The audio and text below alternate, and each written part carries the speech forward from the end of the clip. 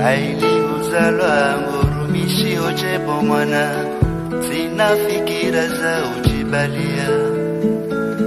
Hea husaya mwana ulelo na uombea, zenvuza zitende bure. Kejuzi. Bonjour, je m'appelle Boana Oussamdine. Je suis en Master 1 Géométrie et Application à l'Université Cheikh Anta Diop de Dakar. J'ai retenu beaucoup de choses. Il était question d'abord de sensibiliser sur la question politique du pays et de son économie, retracer les diverses évolutions que le pays a connues, puis après donner les enjeux qui sont ou qui vont venir suivant les élections du mois de février et de mars 2016. Donc c'était important puisqu'il faut d'abord sensibiliser les populations afin qu'ils choisissent ou ils soient conscients de l'avenir du pays, que c'est eux qui peuvent changer le pays et non tout simplement les politiciens. Il y a tout est urgent, tout est prioritaire, mais il y a d'abord une chose à faire, c'est d'abord redynamiser le pays, réformer le pays suivant les institutions, puisque si on veut d'abord s'attaquer à la question de santé et les institutions concernant la santé ont des failles ou ils ont un problème, donc il faut d'abord redynamiser le système, puis après redynamiser la santé, l'éducation et l'énergie qui sont pour moi les trois principales choses à faire sur... Mon nom c'est Youssouf Moustapha Mbéchazi. Je suis titulaire d'un diplôme de master en télécommunication et téléinformatique. Donc la conférence, pour moi, ça a été pertinent dans le sens où les idées ont été abordées de façon globale. Les enjeux, de par les enjeux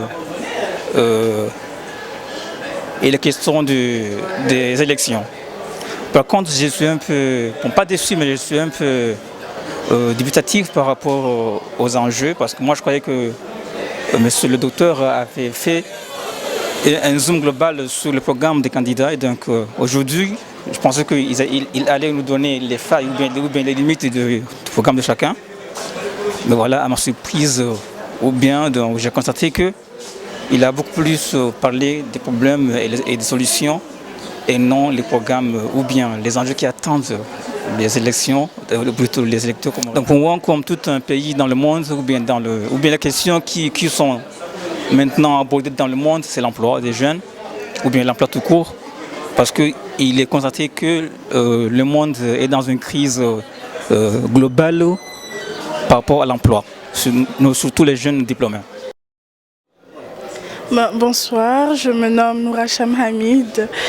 Je fais comme formation biologie à l'université Cheikh Anta Diop de Dakar. Par rapport à la conférence, j'ai retenu déjà qu'il y a beaucoup d'enjeux au niveau de notre pays et ainsi plusieurs mesures, et que le plus important c'est de savoir prioriser les enjeux les plus difficiles et savoir quelles mesures il faut adapter par rapport à ces enjeux. Déjà, vu que je fais la biologie, ça serait au niveau de la santé.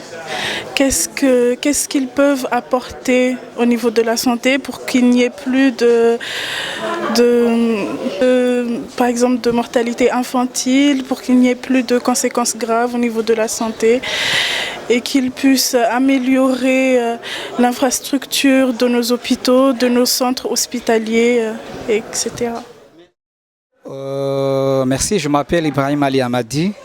Je viens de la localité nommée Mbangani Hamavou dans la région d'Itandra.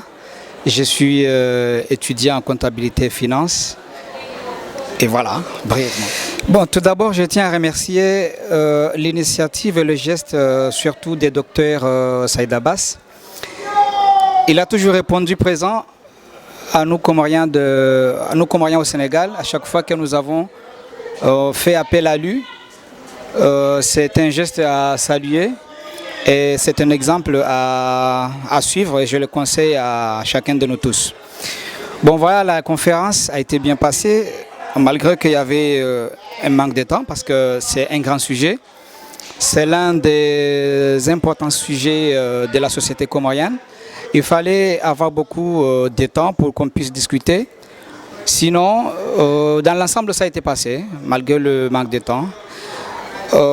J'ai retenu que ce qui nous empêche de se développer, je parle du pays, c'est d'abord l'esprit villageois qui fait que on ne soutient personne par rapport à ce qu'il a amené comme programme, mais c'est par le fort ou bien faible lien qui est commun entre l'électeur et l'élu. C'est mon père, nous venons du même village, et c'est un ami de mon père par exemple, quelque chose comme ça. Donc ça empêche le pays et cela se résume par l'esprit villageois. Mais même si je n'avais pas eu le temps de contribuer là-bas, je dirais qu'il n'est plus le temps de mettre sous les dos des dirigeants, parce que si les dirigeants ne sont pas bons, c'est à cause de nous. C'est à cause de nous, c'est à nous de changer, c'est à nous de jouer la carte de changement. Et c'est comme ça que tous les pays qui étaient dans la pauvreté aujourd'hui s'appellent pays développés ou pays émergents. C'est parce que la population a décidé de jouer la carte de changement et jusqu'à maintenant, nous n'avons pas encore joué la nôtre. Il y a beaucoup de choses à faire, mais comme vous avez parlé des priorités, je crois que ça serait mieux que les nouveaux responsables s'attellent beaucoup à améliorer la santé du Comorien, l'éducation et la sécurité alimentaire. C'est tellement déplorable qu'une population qui fait difficilement 1 million d'habitants n'arrive pas à avoir l'autosuffisance alimentaire pendant que nous avons des terres arables. Nous avons des terres arables, nous avons une population qui est assez jeune, qui est capable de travailler, mais il suffit qu'il y ait des programmes qui encouragent, les jeunes de travailler, que ce soit dans la pêche ou bien dans l'agriculture. Voilà. La santé, la sécurité alimentaire et l'éducation.